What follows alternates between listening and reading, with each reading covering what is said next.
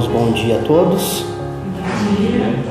Vamos dar continuidade então à nossa série de estudos sobre a antropologia.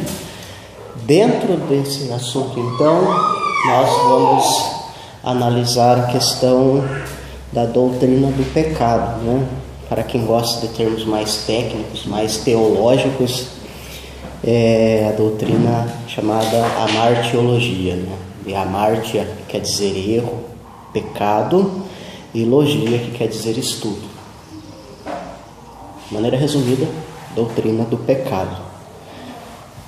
É uma doutrina muito cômoda de se falar, mas está na Bíblia, precisamos estudá-la, precisamos analisá-la à luz da mesma, das Escrituras, para que nós aprendamos cada vez mais como glorificar a Deus em nossas vidas, ok? Os irmãos que estão com o slide nos seus aparelhos aí vão ver que eles está incompleto, porque tem muita coisa para se falar, e hoje praticamente não vou conseguir falar tudo sobre o assunto. Então vai ser, vamos dizer que vai ser uma base para o assunto seguinte da outra semana, né? Vai ter uns assuntos mais polêmicos, assim, mais discutidos no nosso dia a dia, que eu já vou adiantar para os irmãos, que é a questão daquela que muita gente fala sobre a fase da inocência de uma criança, né? Que criança não comete pecado, não tem pecado até uma certa idade, né? E a outra questão também, se eu não estou enganado, deixa eu ver se eu vou lembrar. Eu não vou lembrar no momento, mas é uma outra questão também que eu lembrei, estava vindo no caminho meditando sobre ela e acabei esquecendo. Me perdoe por isso. Então, nós vamos tratar então hoje, tentar tratar de uma forma bem abrangente, bem didática para os irmãos, o que é o pecado, de onde vem o pecado, herdamos a natureza pecaminosa de Adão e como isso reflete em nossas vidas. Deus pune ou não pune o pecado? São questões que precisam ser respondidas, que precisam ser sanadas à luz das Escrituras.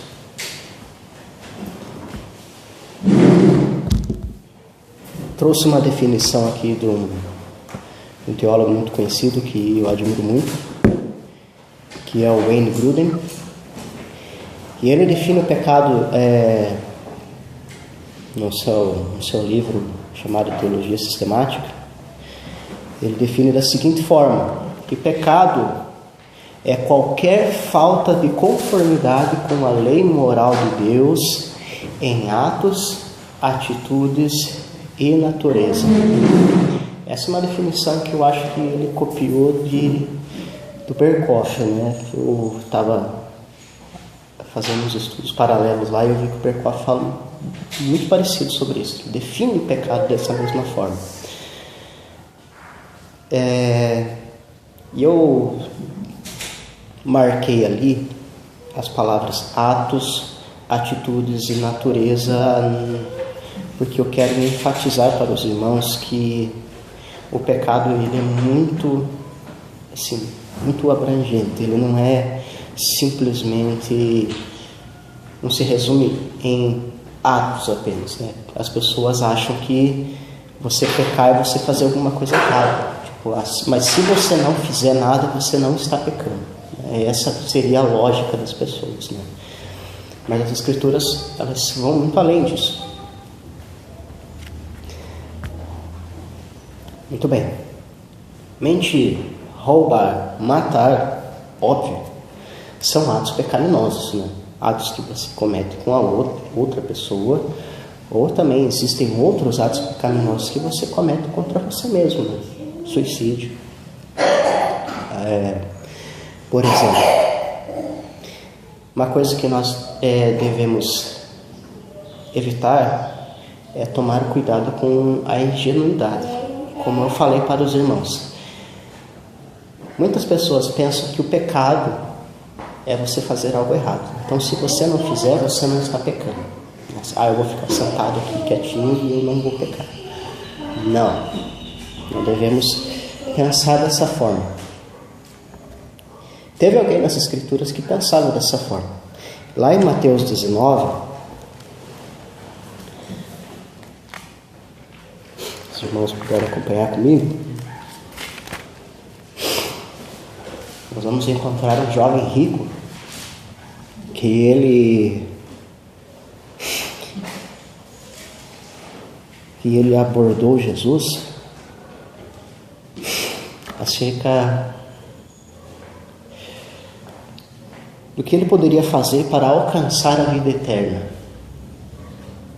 E Jesus diz para ele, primeiro Jesus diz: por que você me chama de bom, né? Se bom só existe um, que é Deus. E Jesus continua seu discurso falando: você sabe os mandamentos? E ele responde, não matarás, não adulterarás, não furtarás, não dirás falso testemunho. São atos pecaminosos. Mas aí, o jovem rico, todo presunçoso ali, interrompe o discurso de Jesus e diz ali no versículo 20, ele diz da seguinte forma: tudo isso tenho observado, que me falta ainda. É como se Jesus estivesse elencando todos os pecados ali, e o jovem rico interrompe a conversa e fala: eu já sei, já tenho observado tudo isso, me ensinaram, o que mais que falta? Como se fosse simplesmente atos pecaminosos, como se você deixasse de fazer tais coisas para não pecar. Ele entendia dessa forma. Só que Jesus diz para ele que não é bem assim. Ele disse: quer ser perfeito, vai e vende os teus bens, dá aos pobres terás um tesouro no céu. Depois vem e segue-me.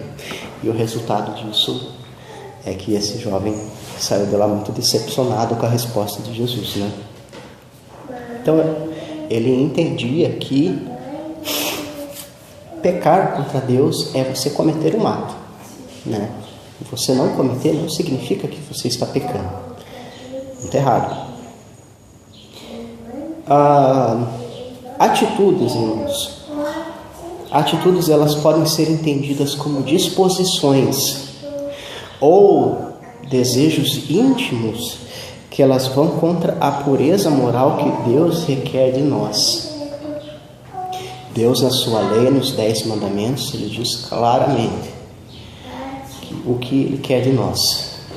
Por exemplo, lá no 10º mandamento: não cobiçarás. Não cobiçarás a casa do teu próximo, a mulher do teu próximo, não cobiçarás nada. É isso que Deus requer de nós.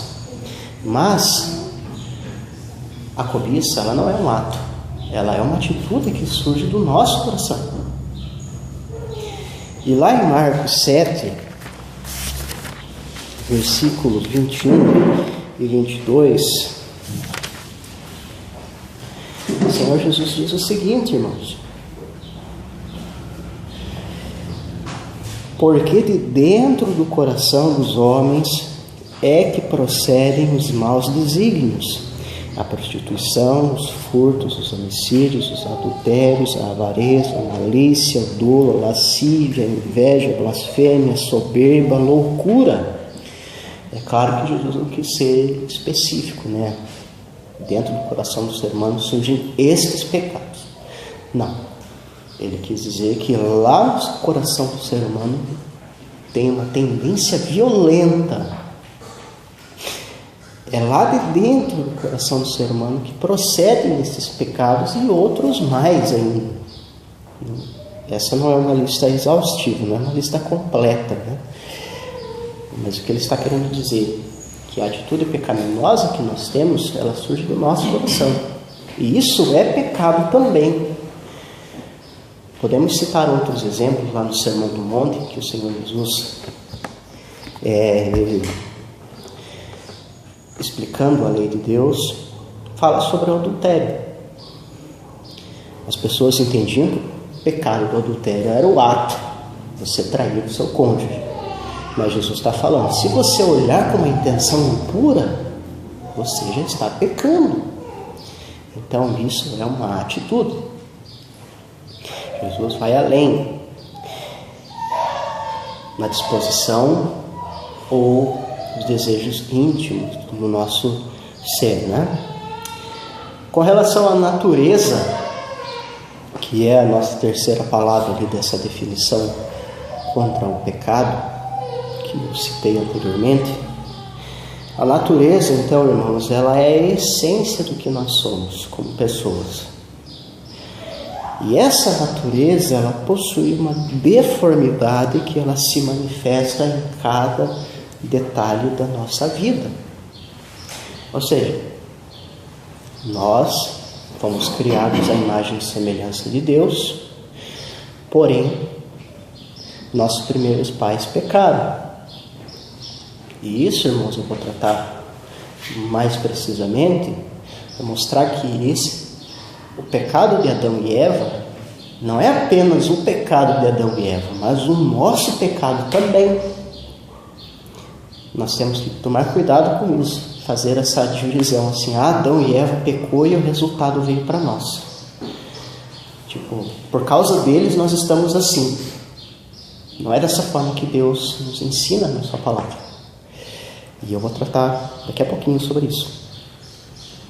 Salmo 51, versículo 5, é um exemplo muito claro da nossa natureza, de como ela está deformada pelo pecado.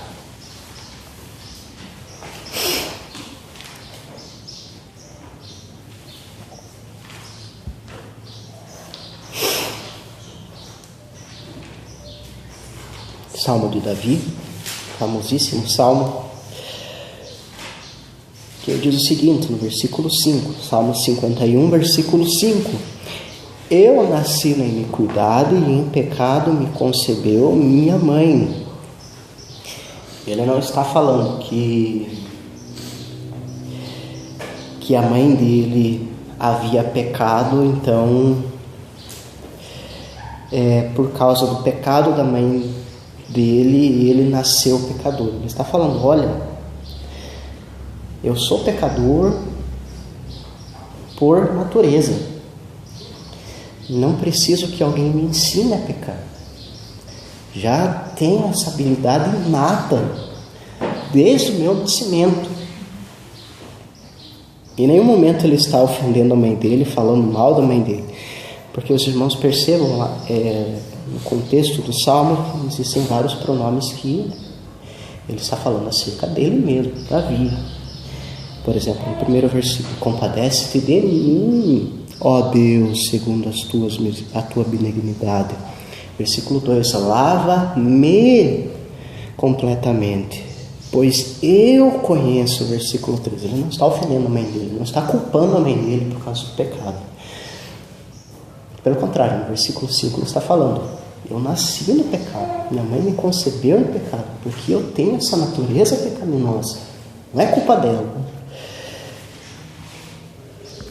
Continuando, irmãos, ficou claro para os irmãos essa questão, essa definição de pecado, que é a falta de conformidade com toda a lei de Deus, seja em atos, em atitudes, em natureza. Quanto à origem do pecado, irmãos, de onde surgiu o pecado? O que aconteceu para o pecado existir? Muito bem.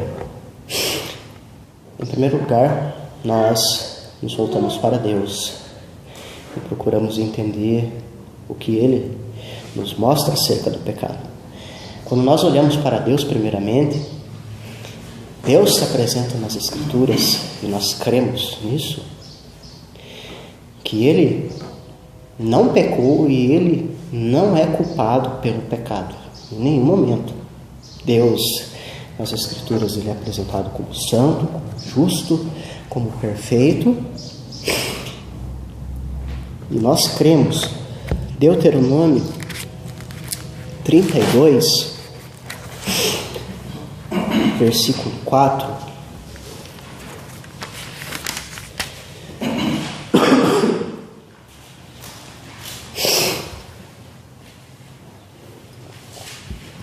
Deuteronômio 32, versículo 4. Último livro do Pentateuco. Diz o seguinte: eis a rocha, suas obras são perfeitas, porque todos os seus juízos, todos os seus caminhos são juízo. Deus é fidelidade e não há nele injustiça, é justo e reto. E nele não há injustiça. Jó 34, 10.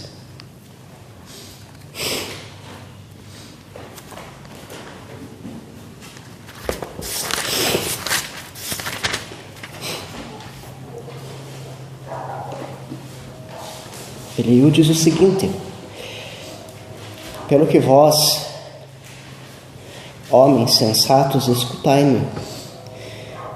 De longe de Deus o praticar a perversidade e do Todo-Poderoso cometer injustiça.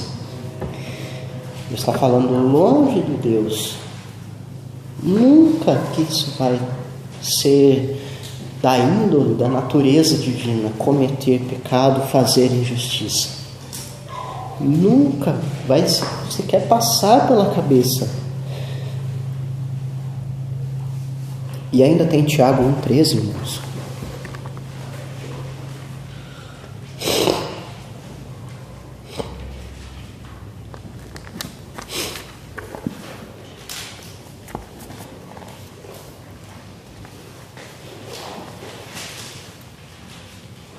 Tiago 1,13, que diz o seguinte: ninguém, ao ser tentado, diga, sou tentado por Deus, porque Deus não pode ser tentado pelo mal e Ele mesmo a ninguém tenta. O que está falando? Deus não pode ser tentado pelo mal e Ele mesmo a ninguém tenta. Muito pelo contrário, se nós somos tentados é porque a tentação ela encontra respaldo em nós. Nós cometemos o pecado quando nós nos identificamos com a tentação, né? Um exemplo que um pastor uma vez falou é que ninguém é tentado por injeção de benzetacil, né? Mas as pessoas, elas são tentadas, elas se inclinam para o pecado por aquilo que atrai elas, por aquilo que é chamativo, que é prazeroso a elas, né? De posse disso, irmãos, dessa ideia, então, desse princípio bíblico, de que nós olhamos para Deus e vemos que Ele não tem pecado, que Ele é santo, que Ele é todo-poderoso, que ninguém tenta, devemos evitar o erro do dualismo. Coloquei entre aspas o tal do dualismo, porque é o seguinte: muitas pessoas elas acreditam que existe uma batalha espiritual, assim, entre aspas, entre o bem e o mal, né? Que elas acham que de certa forma Deus está brigando, como se fosse uma briga assim, tipo, ferrenha com Satanás, como se Satanás tivesse a mesma quantidade de poder que Deus, para que então as pessoas elas caiam no pecado, né? Não é dessa forma. As Escrituras não mostram isso, muito menos dão toda a atribuição para Satanás, toda essa atribuição para o poder do mal.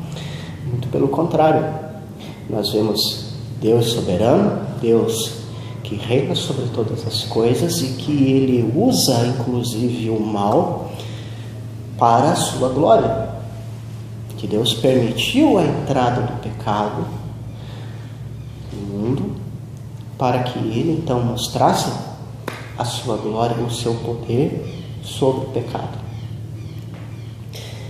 É só nós lembrarmos também da questão lá no início do livro de Jó, que Satanás tinha o intento de acabar com a vida de Jó, e Deus diz: você vai e faz, mas só faz isso. Então até o Satanás está delimitado ao poder de Deus.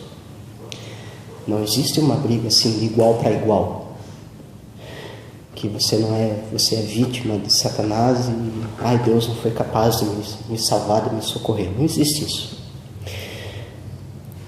O pecado, irmãos, as Escrituras nos mostram também que ele estava presente no mundo angelical também. Duas passagens nos mostram, não precisamos ler as duas, mas apenas uma delas, Ezequiel, capítulo 28.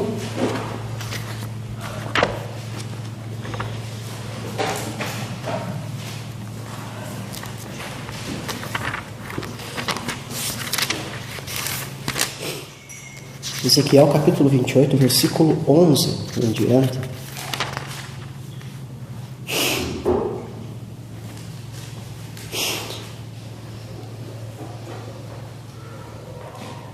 Em que aqui o profeta Ezequiel está falando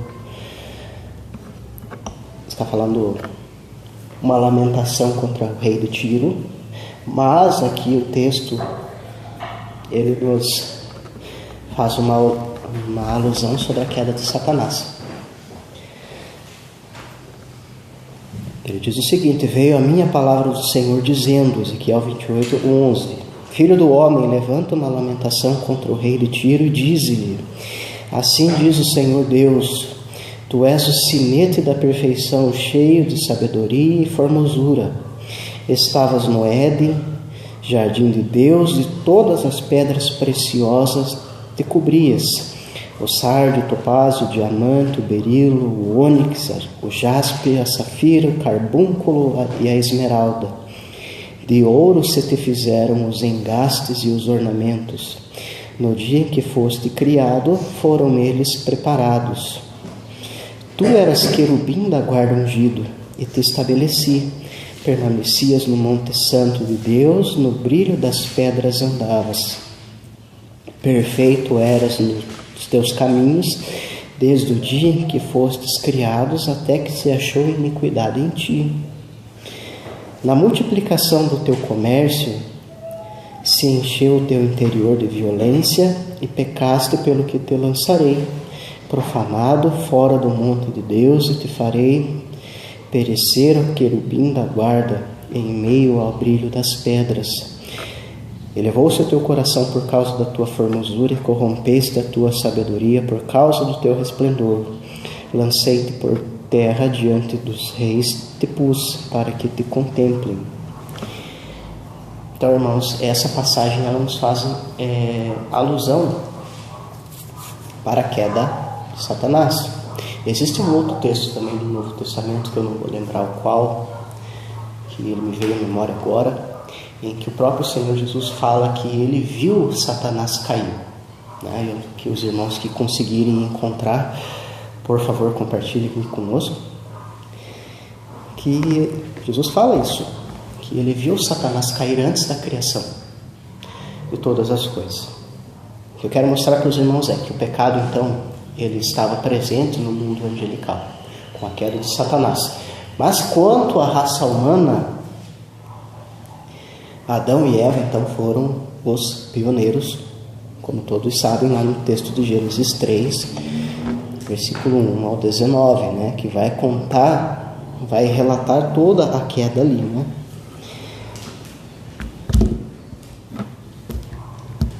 De maneira resumida, a nossa confissão de fé,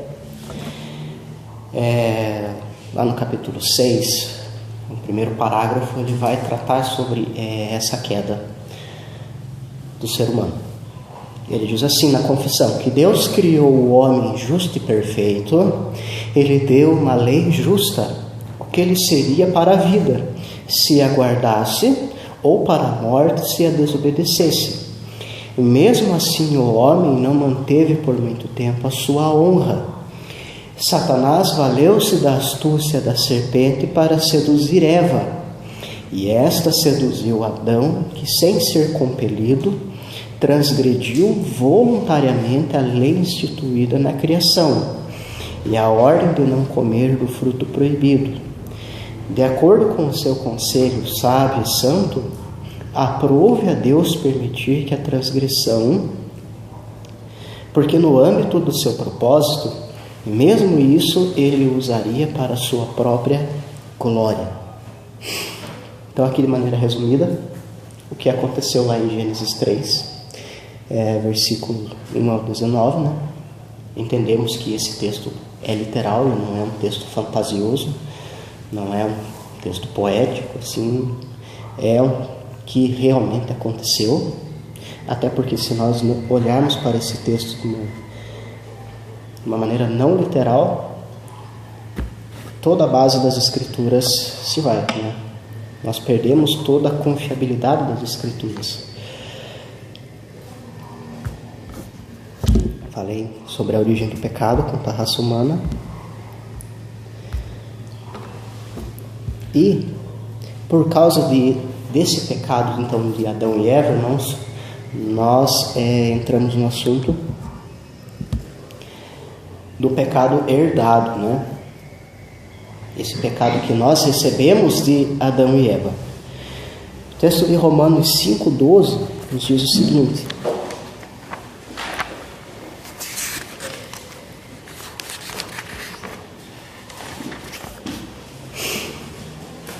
Romanos 5,12.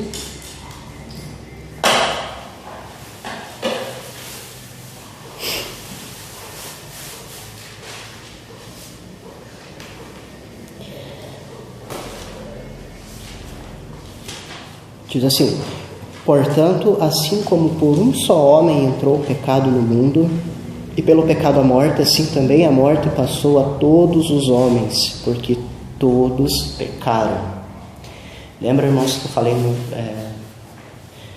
início do nosso estudo que nós devemos tomar cuidado com aquela ideia de que por causa do pecado de Adão nós recebemos essa maldição de Deus, né? Por que eles pecaram, né?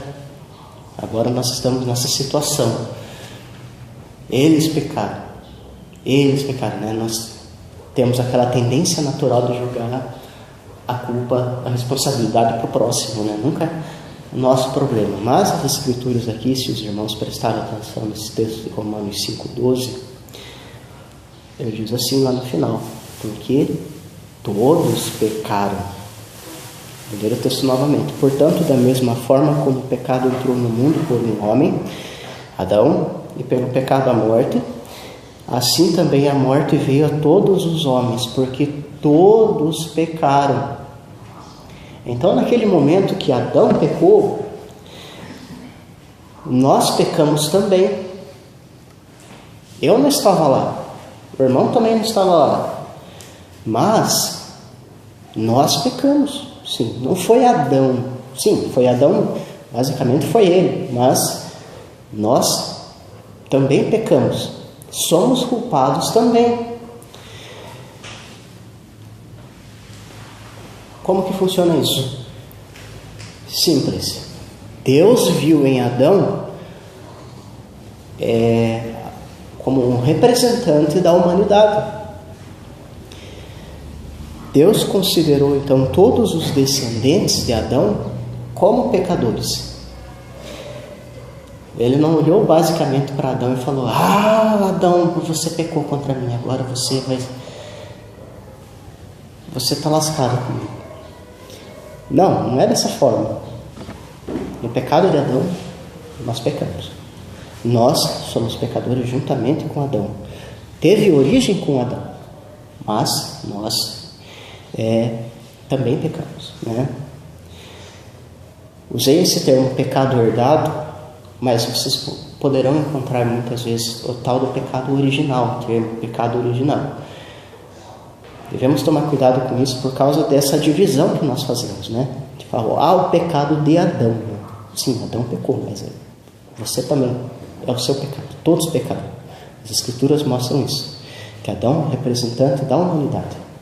Logo, Deus imputou essa culpa do pecado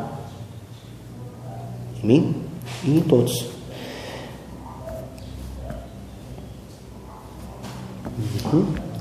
Mais adiante aqui na Confissão de Fé, no capítulo 2,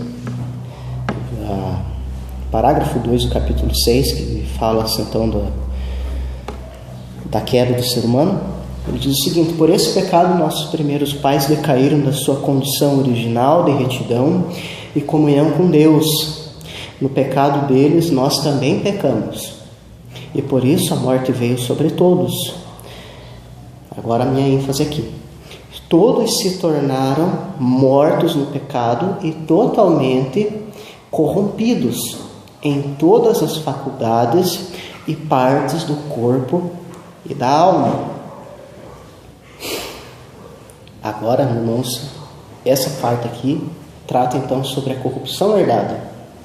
Nós, então, primeiramente eu falei que nós pecamos juntamente com Adão, nascemos pecadores. Em decorrência disso, não somente nascemos pecadores, mas nós herdamos também a corrupção do pecado. Adiante, aqui, Salmo 51, versículo 5, nós lemos. Abram comigo em Salmo 58. Salmo 58, versículo 3, irmãos.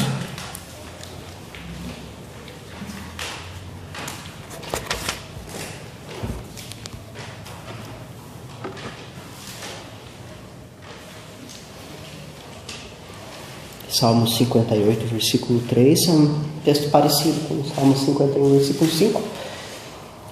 Texto que partilha da mesma ideia. Ele diz o seguinte: desviam-se os ímpios desde a sua concepção, nascem e já se desencaminham proferindo mentiras. Então ele está falando que desde o nascimento já se desencaminham, já proferem mentiras. Nascemos com uma tendência cruel, violenta para o pecado. Não aprendemos a pecar, nós nascemos pecadores. Por mais que seja lindo, sublime você olhar para um bebezinho, já nasce pecador. Já nasce com aquela tendência assim de querer dominar os pais, de querer chamar a atenção, de querer aquela coisa assim que você não pode dar no recém-nascido. E você muitas vezes se coloca numa saia justa por causa disso. Uma situação complicada, né? Em que você tem que exercer disciplina. E exercendo a disciplina, muitas vezes você vai ser taxado de quadrado, né? Tolerante. E por aí vai. Não vamos tratar disso agora. Mas eu quero mostrar para vocês sobre essa corrupção herdada. Não nascemos apenas com uma natureza pecaminosa, mas nós temos uma corrupção no nosso ser. No que diz respeito a Deus, essa corrupção herdada, a definição dela, no que diz respeito a Deus, é que nós não somos capazes de fazer nada que agrade a Deus. Nós podemos fazer coisas extraordinárias para agradar as pessoas. Sim, isso é verdade. Mas no quesito espiritual, que eu estou querendo dizer, a questão é fazer aquilo que é da vontade de Deus, que agrada a Deus, para a glória dele. Não temos capacidade nenhuma. Podemos fazer o bem, podemos fazer coisas absolutamente maravilhosas, mas qual é a intenção do nosso coração? Fama? Ser reconhecido? Fica para pensar, irmãos. Romanos 7, 15, do 15 ao 23.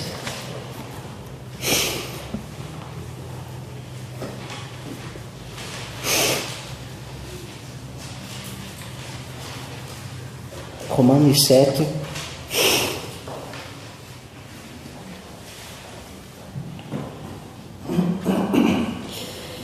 a partir do versículo 15, o apóstolo Paulo nos mostra como que funciona essa corrupção da nossa natureza pecaminosa. o nosso ser. Porque para aquele que ainda não é nova criatura em Cristo, parece que não tem nada de diferente. Mas depois que o Evangelho ilumina o coração, ilumina a mente do ser humano e mostra a nossa real sujeira, eu vejo que esse texto aqui mostra claramente como que o crente enxerga o pecado agora, como que o crente lida dia após dia com o pecado. Ele diz o seguinte: porque nem mesmo compreendo o meu próprio modo de agir, pois não faço o que prefiro, e sim o que detesto. Ora, se faço o que não quero, consinto com a lei que é boa. Nesse caso, quem faz isto já não sou eu, mas o pecado que habita em mim. Porque eu sei que em mim, isto é, na minha carne, não habita bem nenhum. Pois o querer, o bem está em mim, não porém o efetuá-lo. Porque não faço o bem que prefiro, mas o mal que não quero, esse faço. Mas se eu faço o que não quero, já não sou eu quem faz, e sim o pecado que habita em mim. Então, ao querer fazer o bem, encontro a lei de que o mal reside em mim. Porque no tocante ao homem interior, tenho prazer na lei de Deus. Mas vejo nos meus membros outra lei guerreando contra a lei da minha mente, que me faz prisioneiro da lei do pecado que está nos meus membros. Desventurado o homem que sou, quem me livrará do corpo desta morte? Graças a Deus por Jesus Cristo, nosso Senhor. De maneira que eu de mim mesmo, com a mente, sou escravo da lei de Deus, mas segundo a carne, da lei do pecado. Então, o apóstolo Paulo nos mostra que existe uma guerra. Sim, existe uma guerra violenta, dia após dia, do crente com o pecado. Não existe aquela ideia assim que a partir do momento que você se converteu, agora você não tem mais pecado. E pelo contrário, agora o pecado é mais evidente na tua vida e você vai ter que lutar com isso dia após dia.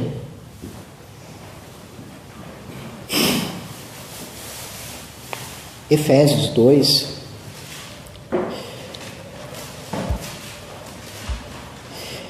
Efésios 2, irmãos. Versículo 1 ao 4.